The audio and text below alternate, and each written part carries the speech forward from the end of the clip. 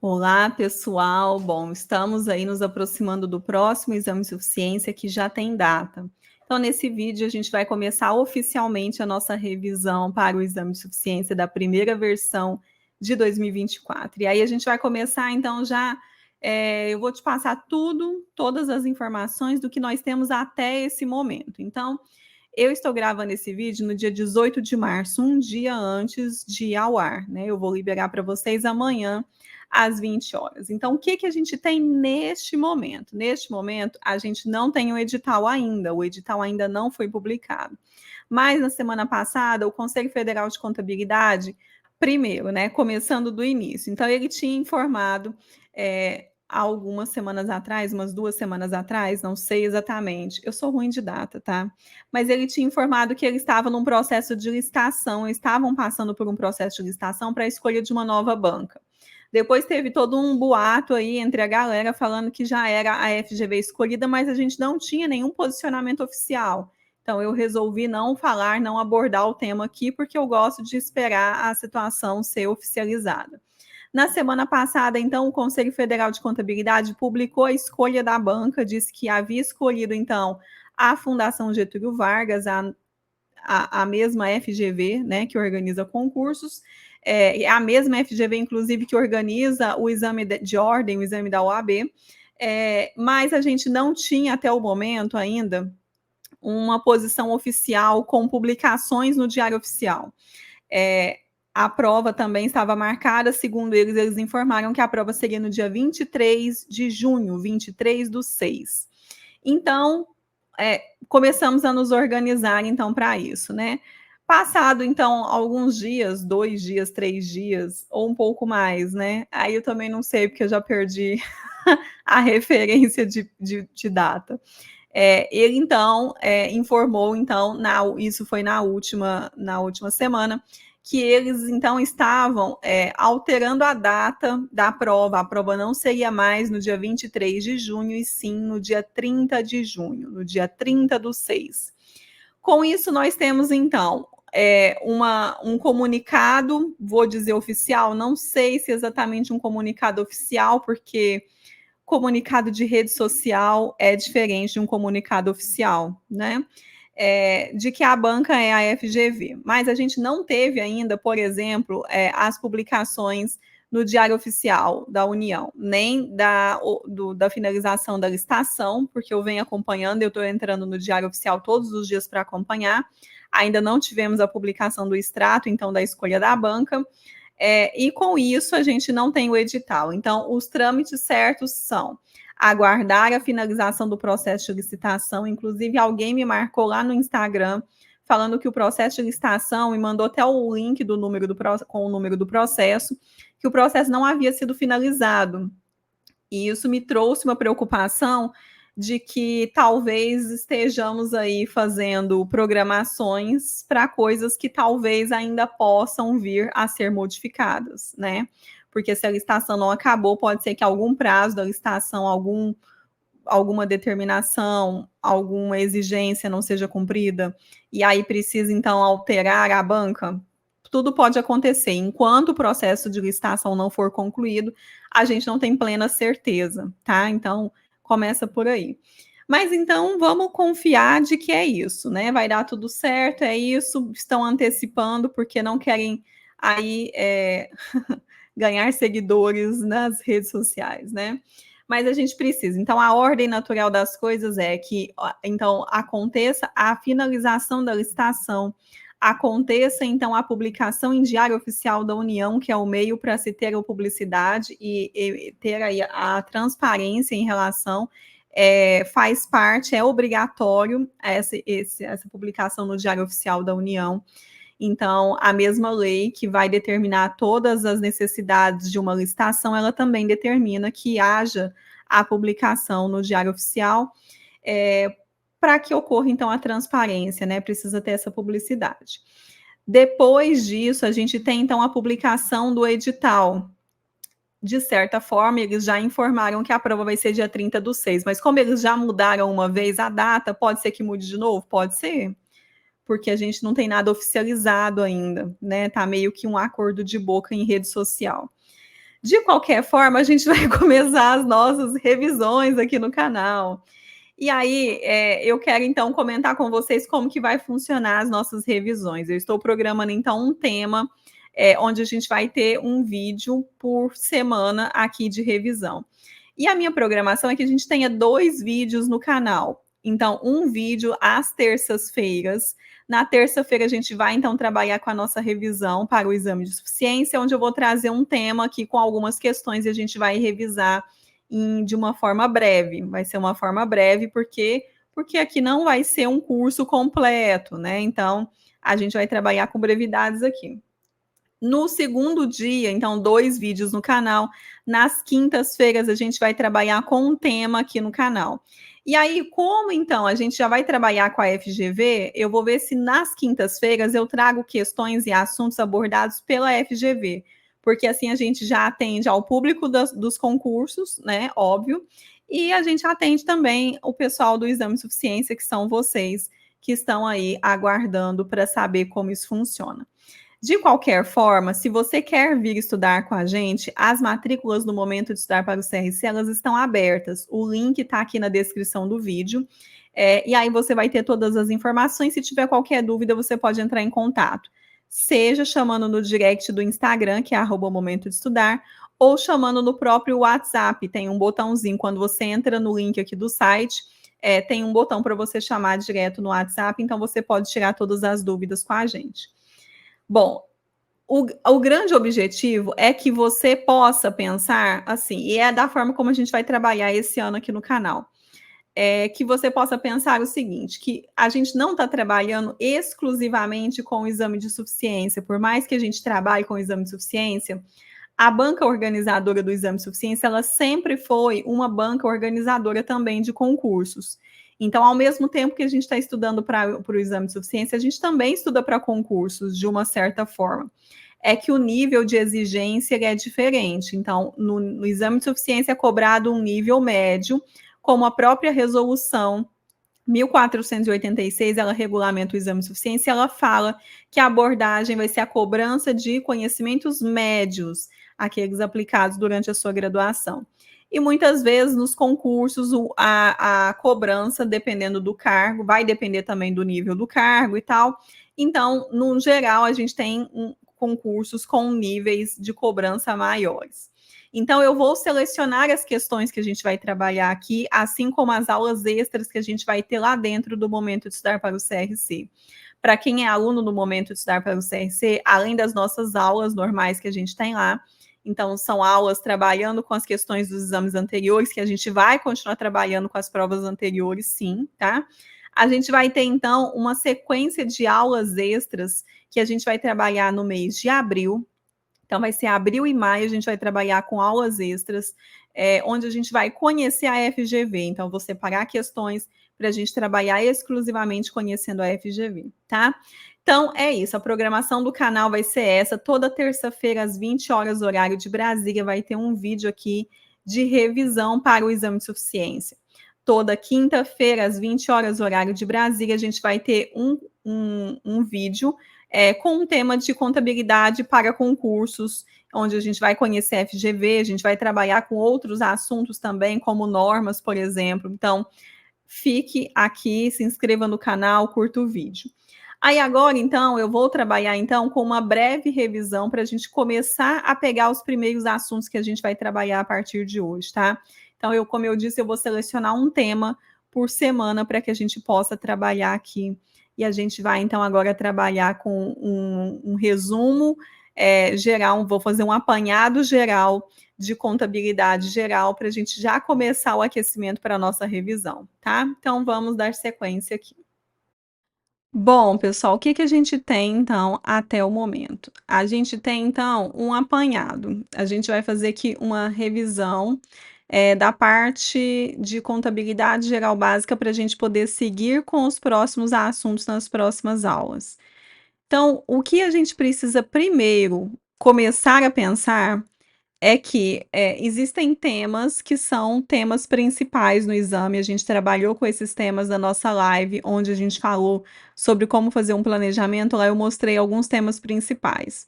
De todos esses temas principais, a gente viu que a maior incidência, então, é dentro da disciplina de contabilidade geral, onde a gente tem cerca de 50% das questões. Aí comentei lá sobre, então, estratégia de prova, então assistam, tá, o vídeo completo, para que você então entenda. Falei muito sobre abordagem, sobre estratégia de prova, assuntos que a gente tem que, abordar. Dentro de contabilidade geral, então, a gente precisa se atentar a alguns outros assuntos menores. Primeiro a gente tem assuntos básicos, a gente tem inclusive uma playlist de contabilidade geral básica aqui no canal, vou deixar o link dela aqui na descrição do vídeo para vocês.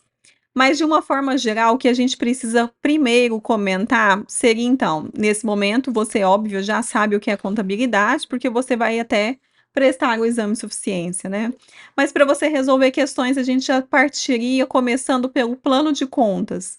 Então, a primeira coisa que você vai fazer agora é baixar o plano de contas gratuitamente, o link também está aqui na descrição do vídeo. Nesse plano de contas, ele é então organizado, a gente tem então que as contas são organizadas, a gente tem 2 tipos de contas. A gente tem as contas patrimoniais e as contas de resultado. Preciso saber disso para o exame de suficiência? Precisa, porque para você depois saber debitar e creditar, fazer uma escrituração, você vai precisar desses temas básicos, né, porque a gente precisa primeiro fazer um alicerce dos nossos conhecimentos, para a gente ir crescendo nesses conhecimentos. Não adiantaria eu trazer uma DFC para você, agora, se você não sabe nem debitar e creditar. Depois eu vou até planejar da gente fazer um exercício, onde a gente vai ter um exercício montando todas as demonstrações, para que você consiga visualizar isso e fazer isso na mão mesmo, para você entender como funciona.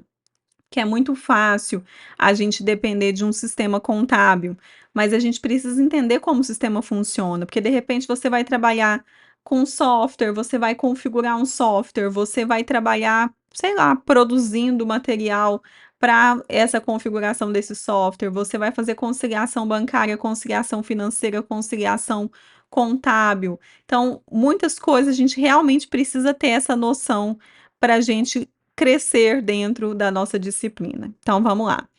Dentro desse plano de contas que você vai baixar aí, ou você já baixou, acredito que você já tenha baixado, né. A gente tem então as contas patrimoniais e contas de resultado. Nas contas patrimoniais, nós temos as contas do ativo, as contas do passivo e as contas do patrimônio líquido. E aí, se você não me conhece ainda, você vai perceber que a minha letra não é das melhores. Nas contas de resultado, nós temos as contas de receitas e as contas de despesas. As contas do ativo, elas são um conjunto de bens mais direitos. Então, a gente tem os direitos e a gente tem os bens. As contas do passivo são as nossas obrigações. E o patrimônio líquido é o resultado residual dos ativos subtraído de todos os passivos. As receitas, elas aumentam o nosso patrimônio líquido e as despesas, elas diminuem o nosso patrimônio líquido. Então, nós temos aqui esse conjunto. E aí a gente tem, então, a natureza das contas. Então, a gente sabe, então, que as deixa eu mudar de cor. A gente sabe, então, que as contas do ativo têm natureza devedora, as contas das despesas também têm natureza devedora. As contas do passivo, patrimônio líquido e receitas têm natureza credora.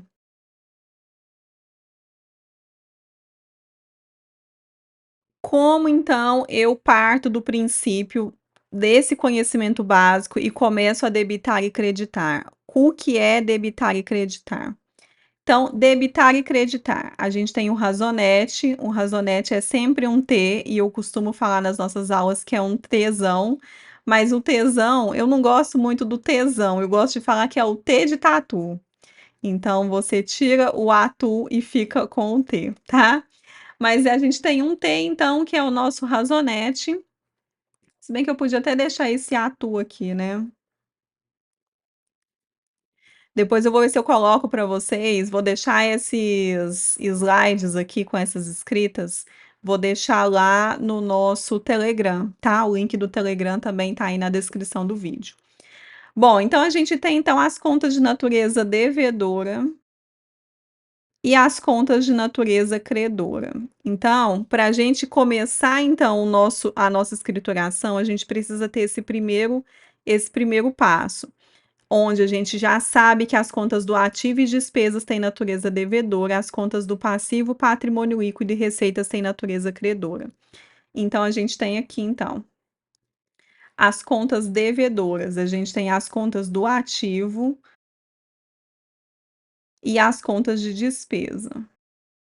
E as contas credoras, a gente tem as contas do passivo, as contas de receitas e as contas do patrimônio líquido. Temos então. Então, nas contas devedoras, a gente tem sempre aqui o lado do débito e o lado do crédito. Então, o lado do débito e o lado do crédito.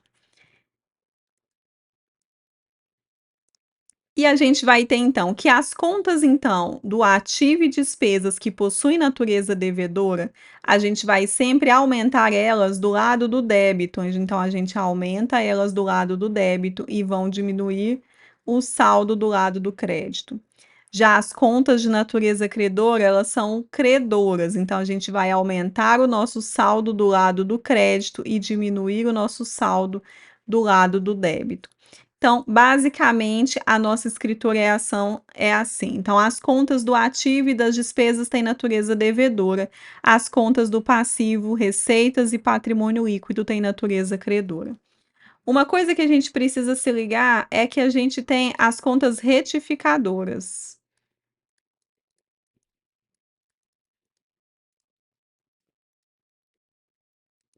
As contas retificadoras têm sempre um sinal negativo na frente ou está entre parênteses e negativo, assim como no plano de contas que você acabou de baixar.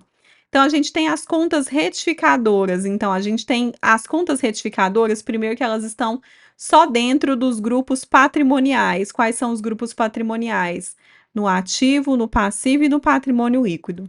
Então, a gente tem as contas retificadoras do ativo, as contas retificadoras do passivo e patrimônio líquido.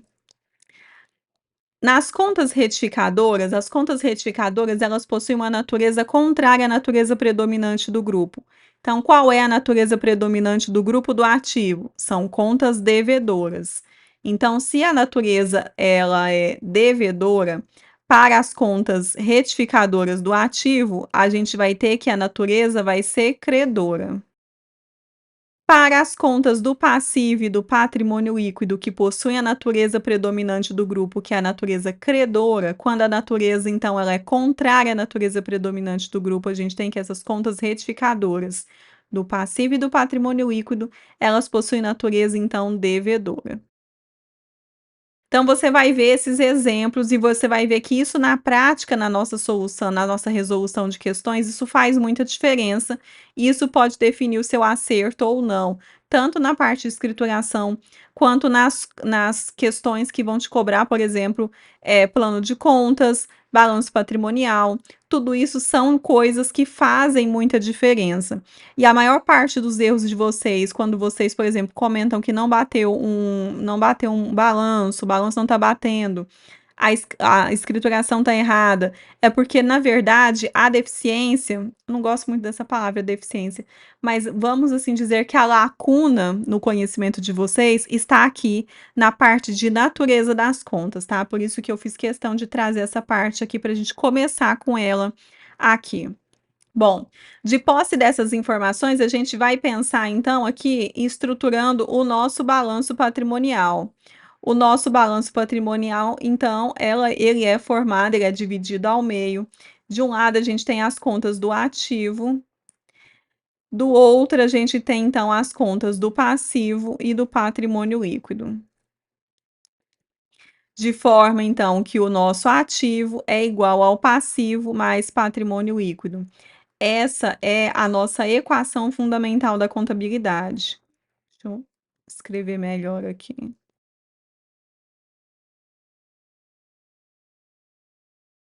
Então é isso.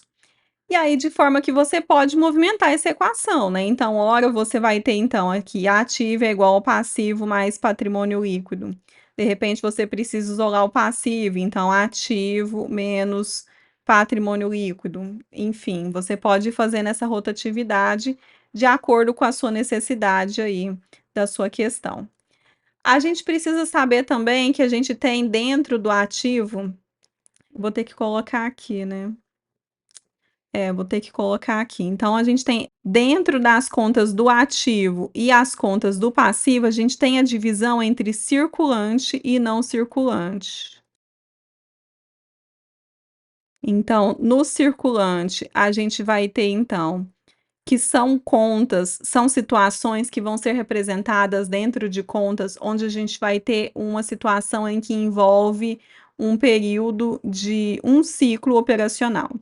O CPC 26 ele fala para a gente que o nosso ciclo operacional ele vai variar de entidade para entidade, mas que no geral a gente vai adotar um período de 12 meses. Então, tudo aquilo que tem um período menor que 12 meses vai estar dentro do circulante. Tudo aquilo que for com um período maior de 12 meses vai estar no não circulante. Exemplo, você vai lá, compra então alguma coisa vamos supor que você fabrica bombons aí para vender, então você é um fabricante, é uma doceira. Então você é uma doceira, vai lá comprar então os seus materiais para você fazer seus doces e vender. Então você tem um fornecedor, quando você compra do seu fornecedor e negocia com ele que você vai pagar a prazo, sei lá, em 2 meses, em 4 meses, esse período é menor que 12 meses, do que 1 ano. E nesse caso, então, você vai colocar, então, que o seu fornecedor ali é um passivo circulante. É um passivo circulante. Agora vamos supor que você vai comprar, então, uma moto para você fazer a entrega dos seus doces. E essa moto vai ser financiada aí em, sei lá, 30 meses. Esses 30 meses têm um período maior que 12 meses. Nesse caso, então, você vai classificar isso como um passivo não circulante. E a mesma coisa o contrário, se você vende, então, para o seu cliente, então, vai te comprar os seus docinhos e vai, então, te pagar a prazo num período, então, menor que 12 meses, ele vai ser, então, um ativo circulante, ou se o seu cliente vai te pagar com 14 meses, por exemplo, e aí essa negociação vai ter um período, então, maior que 12 meses, você vai considerar isso como não circulante. Então, isso também vai definir na sua resolução. Você precisa saber diferenciar o que está dentro do circulante e o que está dentro do não circulante. São grupos. Então, a gente vai ver que dentro da nossa demonstração, dentro do seu plano de contas que você baixou, você tem então as contas do ativo, do passivo, do patrimônio líquido, as receitas e as despesas. São grupos, então dentro do ativo a gente vai ter o circulante, o não circulante, no passivo vai ter o circulante, o passivo não circulante. Vai ter o patrimônio líquido com vários outros subgrupos, as receitas e as despesas. Então vou colocar aqui circulante, não circulante, circulante, não circulante. As contas, então, do ativo, passivo e patrimônio líquido vão estar dentro do nosso balanço patrimonial. As contas de receitas e despesas vão estar dentro da nossa demonstração do resultado do exercício. E isso também vai definir. A demonstração do resultado do exercício vai mostrar para a gente se a gente tem lucro ou prejuízo. Então, quando as receitas elas são maiores que as despesas, nós temos então uma situação de lucro. Quando as despesas são maiores que as receitas, a gente vai ter então uma situação de prejuízo. Ambas essas situações, elas vão estar representadas dentro do balanço patrimonial, lá no nosso patrimônio líquido. Então, no patrimônio líquido, vai ter a conta de lucros ou prejuízos acumulados. Então, o que que a gente faz normalmente? A gente apura o resultado, apurar o resultado é na demonstração do resultado do exercício, joga esse resultado, que é lucro ou prejuízo, para o nosso balanço patrimonial para então que a gente possa então fechar o nosso balanço. Nisso vão envolver outras várias demonstrações contábeis. Então, as demonstrações contábeis aqui são, então, o balanço patrimonial, a demonstração do resultado do exercício, mas a gente pode ter outras demonstrações contábeis também. Assim como a gente pode ter algumas demonstrações contábeis que são obrigatórias. Nesse momento que você está vendo esse vídeo, o nosso próximo vídeo, na quinta-feira, vai ser sobre demonstrações contábeis obrigatórias. Então, já é uma obrigação sua também, de que você vá na quinta-feira, no próximo dia aqui no canal, para assistir o vídeo, que é o próximo vídeo, né, o vídeo na sequência, onde a gente vai trabalhar, então, com as demonstrações contábeis obrigatórias. Você vai ver que a gente tem 2 diferenciações de demonstrações contábeis obrigatórias. As demonstrações contábeis obrigatórias segundo o CPC 26, que é o nosso pronunciamento 26, e a gente tem também a nossa 6.404, onde é a Lei das Sociedades por Ações, onde ela vai também atribuir um grupo de demonstrações contábeis obrigatórias, mas isso a gente vai ver no nosso próximo vídeo, tá? Bom, então, basicamente é isso, tá? Quando a gente trabalha, então, com isso, a gente tem, então, sempre alguma questão que vai trabalhar com tudo isso que a gente falou aqui. Talvez, mesmo que seja um tema básico, talvez não seja tão simples para todo mundo, tá? Mas a gente vai trabalhar com questões para a gente poder trabalhar e ver como isso é cobrado nos exames de suficiência. Lembrando que, independente da escolha da banca, da mudança da banca, a gente vai sim trabalhar com questões, das provas anteriores, porque a gente precisa entender como isso foi cobrado, como isso pode vir a ser cobrado, mas a gente também vai entender como a nova banca do exame de suficiência, como ela trabalha, como ela vem cobrando. Então, fiquem tranquilos que a gente vai abordar tudo isso aqui na nossa revisão aqui no canal. Então, o seu dever de casa aqui agora é baixar o plano de contas que está aqui na descrição do vídeo, ficar atento então aqui ao canal. Então eu sempre deixo algumas questões, eu deixo alguns avisos para vocês aqui na comunidade dentro do canal, tem uma aba aqui de comunidade. Fiquem atentos também ao nosso Instagram, que é @momento de estudar, e eu vou colocar também, ao começar a colocar, trabalhar com alguns vídeos lá no TikTok, então o nosso TikTok também é @momento de estudar. Na nossa próxima aula de revisão, então, na próxima aula, na quinta-feira, a gente vai trabalhar com as demonstrações contábeis obrigatórias e a gente vai resolver algumas questões. E no nossa próxima terça-feira, a gente vai resolver algumas questões, que eu vou deixar essas questões para vocês antes, tá? Para vocês resolverem de forma antecipada, para vocês virem aqui no vídeo já com a resolução em mãos, para a gente poder trabalhar. Tá bom, pessoal? Curta o vídeo, se inscreva no canal, ative as notificações. A gente se vê no nosso próximo vídeo e até mais.